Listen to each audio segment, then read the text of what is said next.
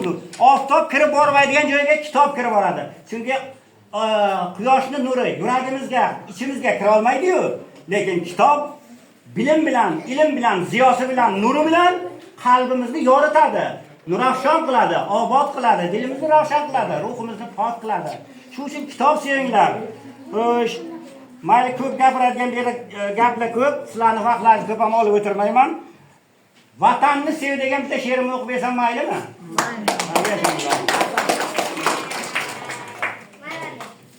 Yasha, rahmat. Vatanni sev. Sizlar qatori butun boshli O'zbekiston yoshlariga qasida o'rinda bilasizlar. Hazrat Zulfiqor so'zlari ijro etadi o'zlari.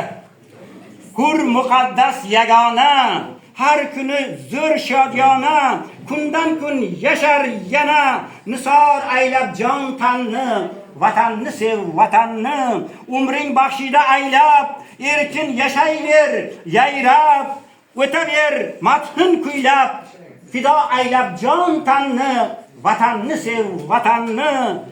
Sevgil sadoqat bilan, yoniq harorat bilan, korin qil toat bilan, nisor aylab jon tanni, vatanni sev, vatanni. Yuki og'ir karvon bu, sharqa mash'al alvon bu, go'zal O'zbekiston bu, vatanni sev, vatanni, nisor aylab jon tanni. Qutlug' ostonang vatan, ulug' peshonang vatan, yorug' koshonang vatan, nisor aylab jon tanni, vatanni sev, vatanni. Vatandan ayro tushma, g'anim so'ziga uchma, daraxt bo'l, muqim, ko'chma, fido aylab jon tanni, vatanni sev, vatanni.